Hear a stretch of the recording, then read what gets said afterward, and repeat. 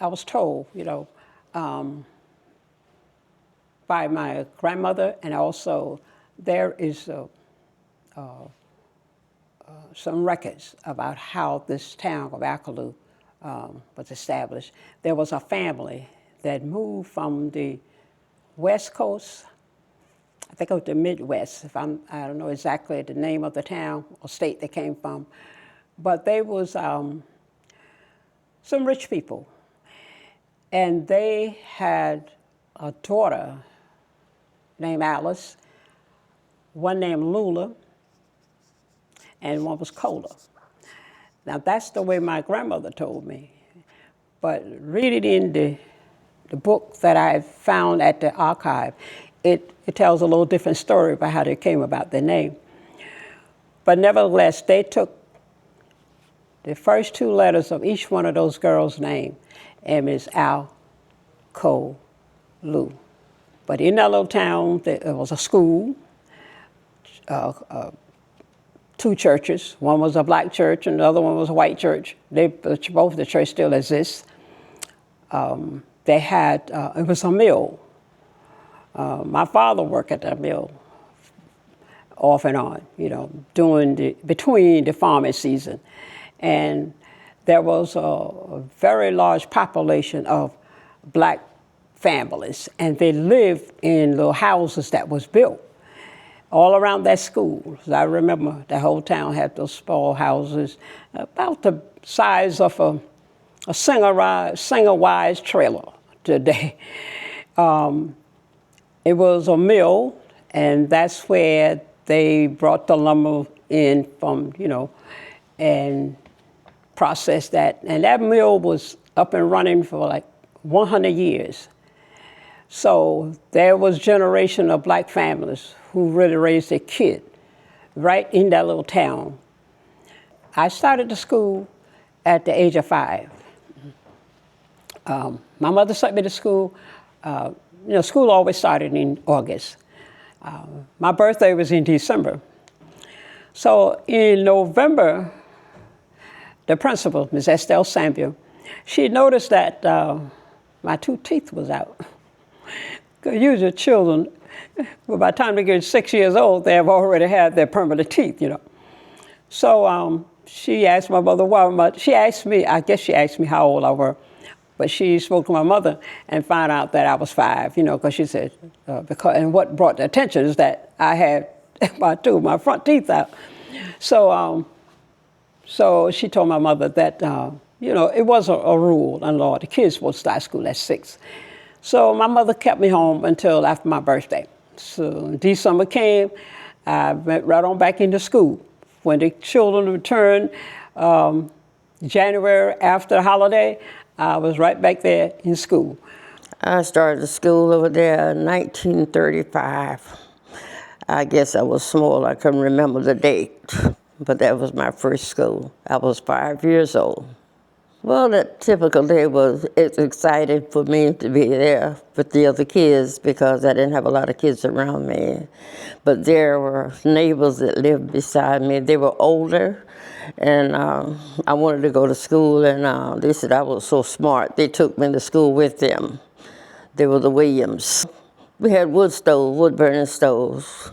And we would gather up there around there. Sometimes it would be real cold weather, and everybody would be shivering for cold. The boys would go out into the woods and pick up wood and chips and whatnot, and I don't know who opened the school door, but they would start a fire, and then we all would gather around trying to get warm.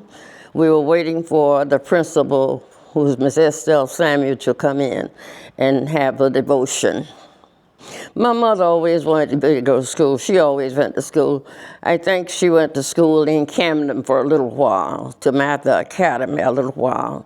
And she was very interested in me going to school and get some ed. I always wondered why that we have to walk, and they rode the school buses. And sometime when they passed along at us, they would holler at us, we move out the road, or they'd say bad words to us, and we would say, wonder why we still have to walk like that. I was wondering why we had to walk to school, and they would ride the buses to school. and different things we couldn't do, and they can go through it, and I was wondering what was different. I mean, we all human, so what was the different in them riding and we had to walk, and then we walked. I mean, we had to walk for 2 miles, about 2 miles at school. Work in the morning before we come to school too.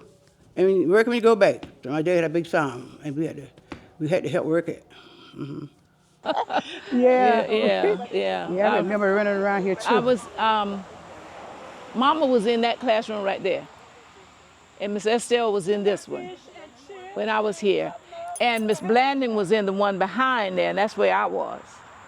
And I remember, Miss Samuels had this granddaughter. They lived in Wilmington. Yeah. And the bus used to bring her and drop her off right here. Josephine Sandra. Right. Yeah, Yeah. And I remember one day she lined us all up out there to meet her granddaughter. Yeah, she was proud of those She grades. was, Her daughter, those grades, I tell you. right, I tell you. But yeah, we did a lot of jump rope. Yeah, running around this building. Running around this place, yeah. And I remember we had a friend, Jessamine Singleton. I don't know what she had, but she said, oh, she was a scare, so we would run from her, and we would be running around this building, running from her, and she would be running, trying to catch up with us, but we would outrun her. And but I remember the class I was in. Oh, you was Gibbons was here at the time. Another teacher. Okay, yeah, I remember Miss Mabel Givens. Yeah, she came after the time that was when Dorothy was here. Yeah, she taught music too, didn't she? Yeah, Yeah, I remember we stayed a night with Miss Gibbons one night. Okay. She asked me, Catherine Dinger, you know Cat Dinger? Yeah, I remember her. Yeah, so we stayed a night with her, and we was laughing at her. Her house, and she's a bad. She had all her clothes, all in the bathroom. She had everything name in the bed every day of the week.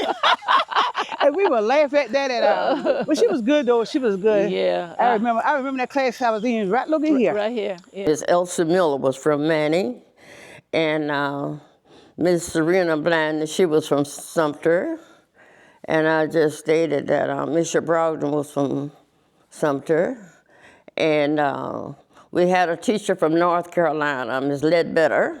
She was from North Carolina. And I don't know where Miss Eloise Mufford came from, but Miss Lula Delane, she was local from the area. And I'm trying to think of, well, Miss Estelle, she was locally. When I knew her, she was our principal, and she was locally. And there was a McBride lady, I can't remember her first name, but I can remember maybe 6 or 7 of them. Prior to the black children having a school to go to, they were educated in churches, all right? And I would say our great-grandfathers and grandfathers that live in this community, they got together, all right? This is information that was passed down to me, okay? That they got together and tried to raise money to build a school for their children to go to. They did what they could do. They were selling dinners, fish fries, chicken sandwich, or whatever. That was their aim. My mother grew up in Clarendon County, but actually on the other side of town, where I live now. And when I think my sister, who also attended this school with me, was born, they moved over on Juneburn Road, which is about, I guess, 5 miles away. My mother was teaching or had gotten a job at the little school that was right across the road from where we lived. But my mother was too educated. At that point, the trustees, each school had its own district. Each little school had its own district and its own trustees. And the trustees decided whether the person who was teaching had enough or too much education. And if the person had too much education, that means they would have to pay them too much money. Now, the too much money at that point was like $25 a month. a person with lesser education, they could pay $10 to $15 a month. So my mother had a little more education than they wanted to pay her the $25, and they let her go. And then I think Miss Estelle may have contacted her, and she got the job here. At that point, I was in second grade, and I attended Pleasant Grove from during the second grade and a portion of the third grade year, almost the entire year. Miss Serena Blanding was my teacher. My mother taught fourth and fifth grade. Miss Serena taught second and third grade, and I was in her class. In the end of that year, near the end of that year, or late spring, my mother was let go from here because of Uncle J.A. and his dealings in Somerton. That was in 48, I believe it was, in 1948. They had filed, of course, the bus suit in Somerton, and they were working on at that point, they called it the equalization suit. However, if you've read the history, you know that suit was dismissed because Judge J. Waiters Waring said, that's not what you want, because they're going to tell you that's what you already have. You need to sue for desegregation. And that's when that suit was then entered in 1950. So when I came here, of course, I was one of the fortunates. I didn't have to walk. My father always kept, as he used to call it, a piece of car. And my mother would drive, my sister Edith and me. She was in Miss Samuel's class because she was in seventh grade at the time. And so we would come here in the mornings, and my mother would pick up Magdalena and Rosina Brand on the way and bring them here also, because we were, wherever there was a school, my mother and my father were all very much interested in education and knowing that education was the key. And that's what we heard all our lives. Education is the key to your doing better. Very few would say, I don't care if my child goes to school or not. And sometimes, when my mother started, she said that sometimes the schools only lasted like 3 months because the kids had to be out of school to do the farming and so forth, and especially the boys, which is one of the reasons why more girls got education than the boys, because the boys always had to stop or start late. They started usually in November after the harvest, and then in the spring, when it was time to start plowing, they had to drop out. So lots of times there were only girls in the schools. 2015, the flood came. They called it, the flood came through South Carolina. And it created a lot of damage to a lot of building and homes and things. And what happened is that then they were no longer able to use the facility. So years later, so now I think it was around about 2022. Somebody passed along there, right? And they stopped and they took a picture of the building. At that time, the weeds and things had grown back up because they couldn't use the building until, it was sitting there, getting ready to go down again, And someone took a picture and they forwarded the picture to her son, Joe Evans. And he got the picture. He called me. He said, Louise, I got to do something. He started talking to me about, he said, I'm in my 80s. And my mother worked hard to really get this, to keep this as a community center. He said, if I don't do something about it, nobody's going to do nothing.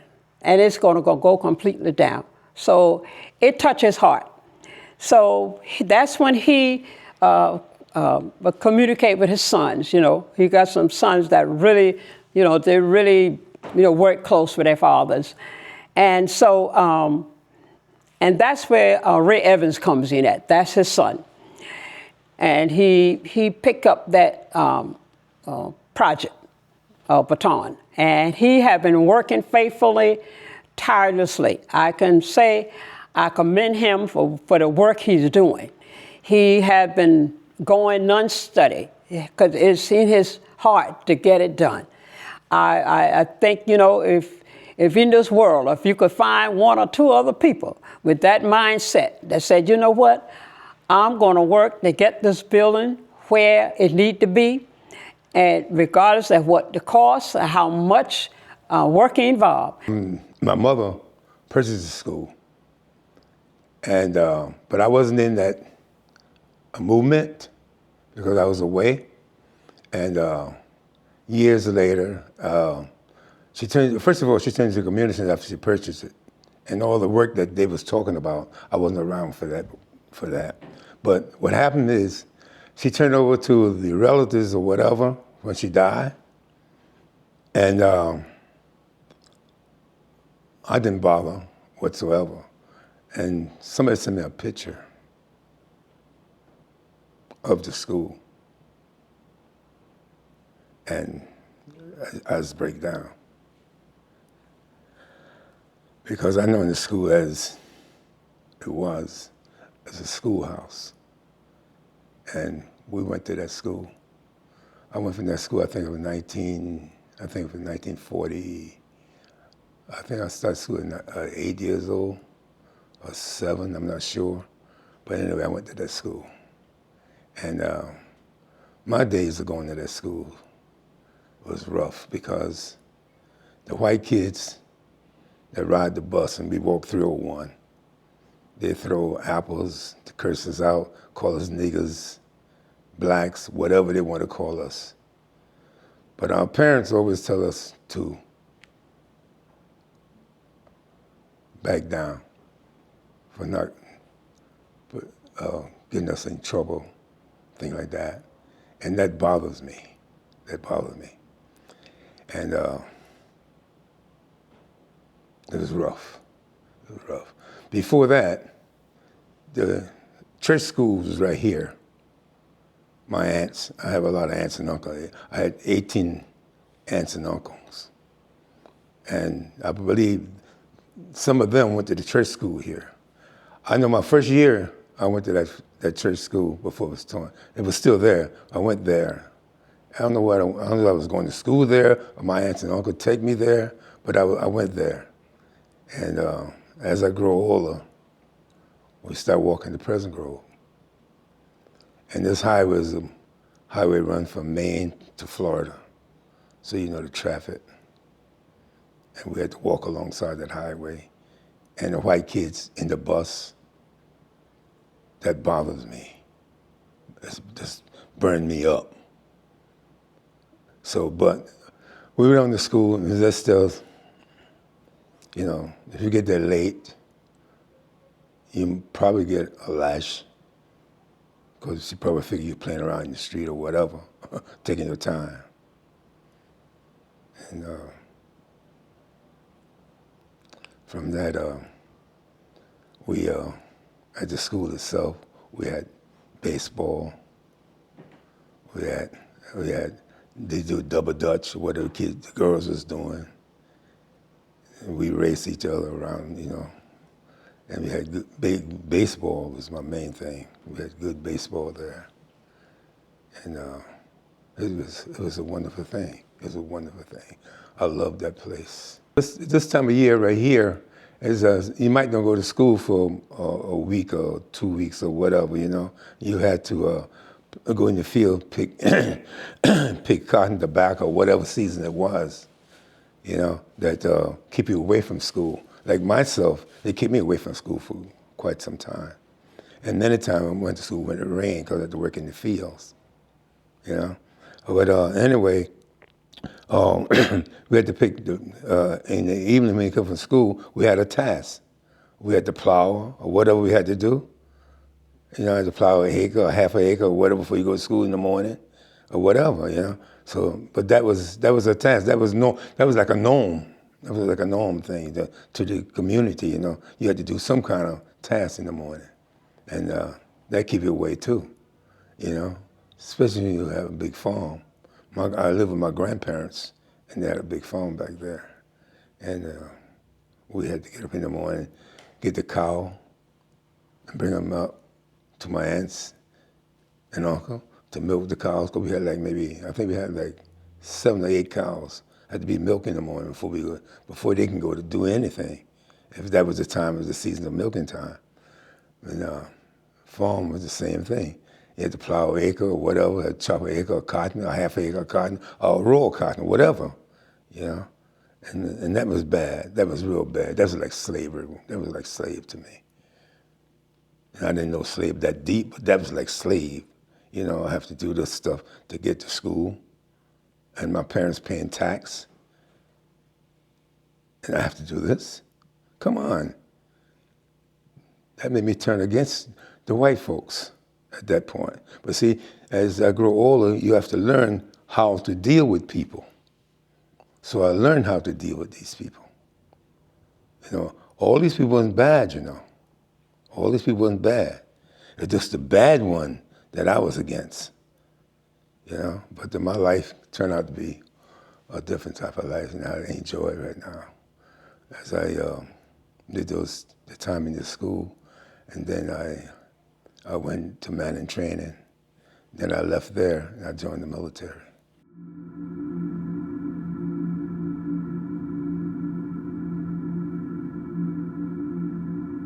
I was in Alkaloo, like maybe three houses from the family. My family, like 3 houses from the family. My older brother, they played with Stanley, because Stanley like maybe 3 years or 4 years older than me. But they played with Stanley. But at the time, I didn't know anything about it because people had tight lips when they said Stanley killed those 2 white girls. People had tight lips in the community. People didn't talk about that for like 30 years, brother. People didn't talk about Stanley for 30, and some people still don't talk about Stanley. For 30 years, it passed by like nothing happened. Like when we go into town, when we go in that Manning right there, when you go into Penn Manning, we had black drinking Fawcett and white drinking Fawcett. We drink out the black Fawcett because it was painted black, and the white Fawcett was painted white. I mean, it was white. You can't go over there and drink out of that. You can't go into a restaurant. When you walk the little street in Manning, when white folks are walking towards you, you better get in the gutter and don't look up. That's what I experienced in Manning. And as I say, I mean, Alkaloo had bloods on his hand. And Stanley family had to get out of town. And nobody talked about that for 30 years. My grandfather, he told my grandmother that morning he got up, he was talking about that evening before we went to bed, and he told my grandmother, I'm going to the courthouse. Joe Wilson told my grandmother that, and I was there. So that morning I got up, my grandfather was gone. And when he got back, he didn't say anything. He talked to my grandmother, but he didn't say anything to us, you know. And as I say, people didn't say anything for years about Stanley. I'm the chairman of the Pleasant Grove Restoration Project here in Alkaloo, South Carolina, and we've been working on this project for the last 2 years. The school actually opened in 1933 and closed in 1953, and we've been wanting to make this a community center, but at the same time we're going to make it a multi-purpose center for the community, for senior citizens, for young people to come and fellowship here at this particular building. My father, the closest relative to me at this particular time, attended school here as a child. He went to school from Prima, which is actually kindergarten, to the 8th grade. All my uncles and aunts attended school here. All of them that I've known, all his brothers and sisters, all attended school here. It's been a very taxable situation for us because my father is very emotional about this school, being this is the only school he went to. A lot of us went to elementary school, junior high school, college. That's not his journey. His journey was this school. And so it plays a very role for his life, and we understand that. And for my other uncles and stuff who have since passed away, they all attended school here also. Somebody sent me a picture of how the school was doing. And trees, it was a force. It was a force. And what shocked me more than that, the church right next door didn't do anything to recede that. I mean, to cut the grass or do something. But trees grew tall in this building around the school. And it hurt me so bad. So I called my son, he's a doctor down in Charleston. I called him up. I said, Bobby, it really hurt me. I said, Bobby, listen at this. My mother put so much time into the school. It looked like a force. So he said to me, he said, Daddy, what you gonna do? I said, I'm gonna call my sisters and my brother and see what they want to do. I called my brother, and he said to me, do what you want to do. I called my sister, and she said, do what you want to do. I called my other sister, she said, well, I put money into it already, so I don't want anything to do with that. So I said, what are we gonna do? He said, we gotta get these trees.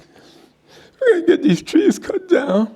We gotta get this place back in the condition. That's because we got generation and generation are behind us are coming. And we have to leave something for them to identify themselves. So we called up a contractor to cut the trees and things down. He said, okay, we'll charge you $3,000 to cut the trees down. But yet the contractor come and cut the trees down, and I wasn't there to process the contract. That we want the trees down, that was it.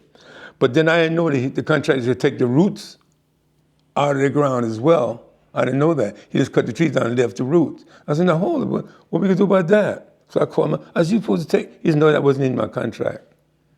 So I said, I called Bobby up again. I said, Bobby, listen, we got to get them roots out. So Bobby said, okay, we'll call the guy. We called the guy, he charged us $700 to take the roots out of the grounds. And then my son Raymond, I didn't tell him nothing. I didn't say nothing to him. Then my son Raymond found out about it, and the rest is history. This is actually South Carolina education public school. This is the first public school in South Carolina, Clarendon County. It was District 27.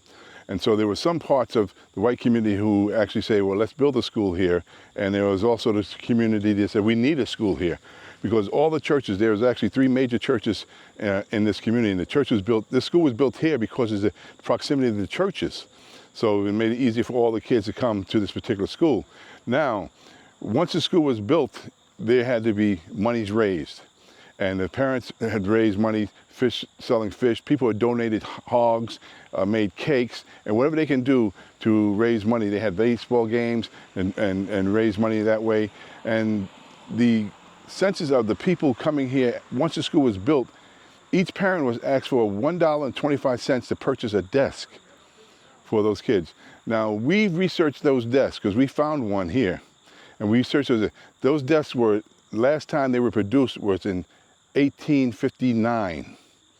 About the time they purchased them in 1933, those desks were already used and they were nothing. And so they had already got hand-me-downs from the community. And they continue to work hard and make this school the way it was in the past. So you have the American flag here.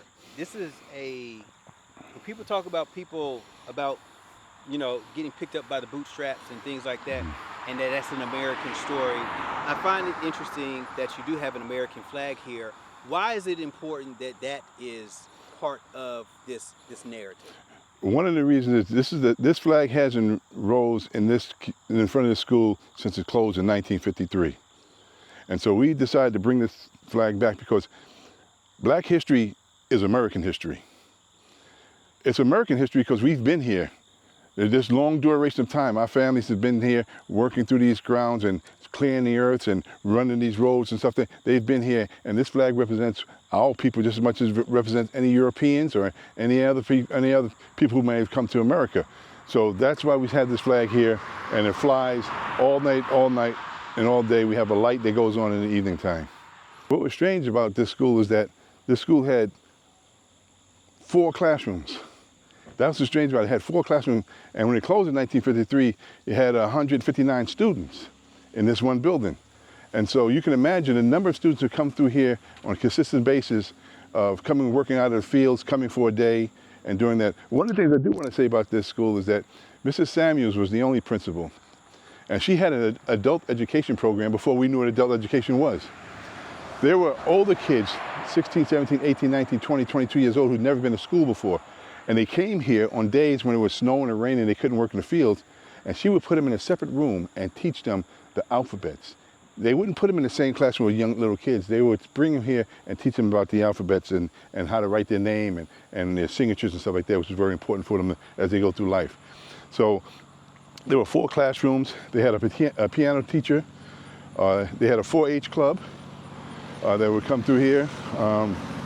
They had baseball, basketball. The girls would come out here and run and play different games, and the boys would go and play different games and stuff like that nature. And but the classrooms were always started at the same time. You couldn't be late, but that just taught about relationships, about how you're going to react to in the real world, being on time. You know, so I think that Mrs. Stell Samuels had played a very important role in all the students. We don't know how many students came here, but all the students who attended the school. This is a veins. This is a veins for the whole country right here. These veins can spread all across the United States and into other part of the world. Because if we restructure this and build our next generation to carry it on to the next and the next generation for eternity. And this is what this is about to me. I won't be around to see it, but that's what I will look for.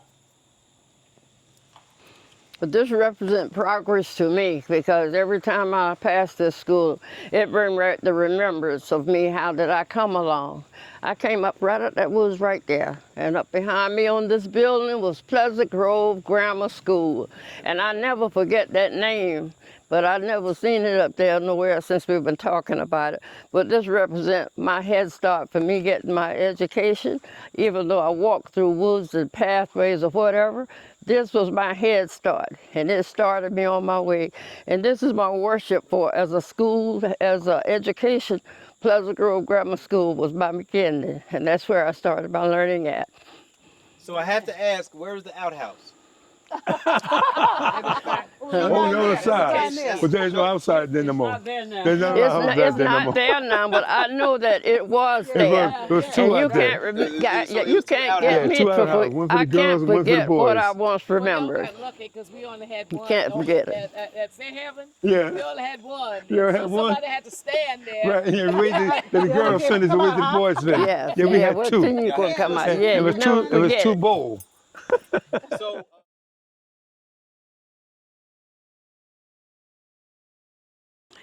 It represents a lot for us as a black community, and some of us out here being students of the school and everything, and it tells a story of talking about 20 years.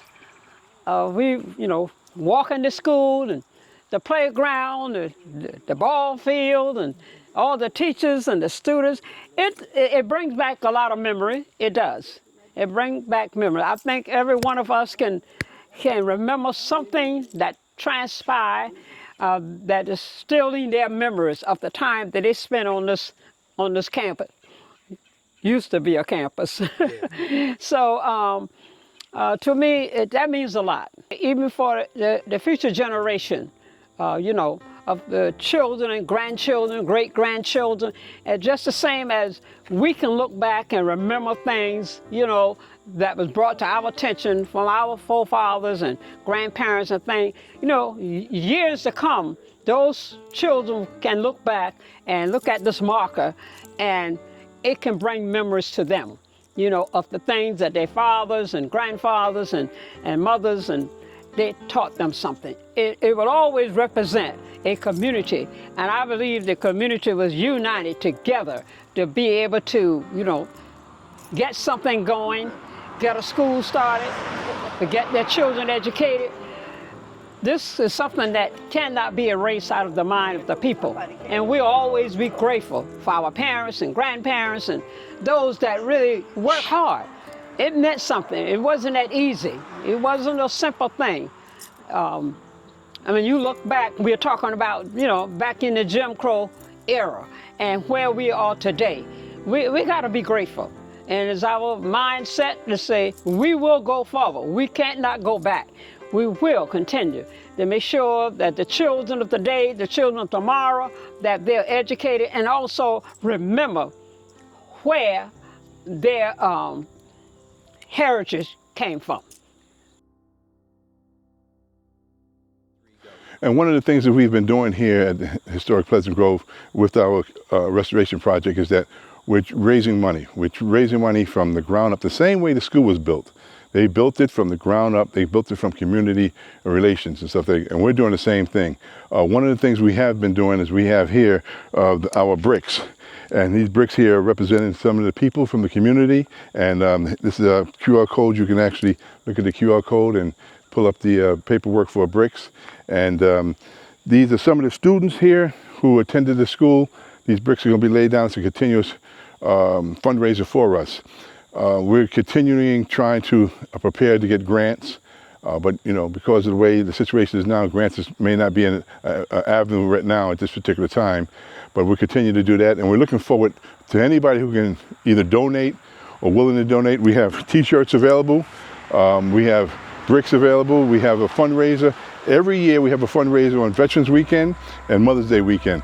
Those weekends were selected because that's what they did to raise money here back in the 50s. So we're just duplicating that, and it's been a great opportunity for us to also engage the community and tell them what we're doing.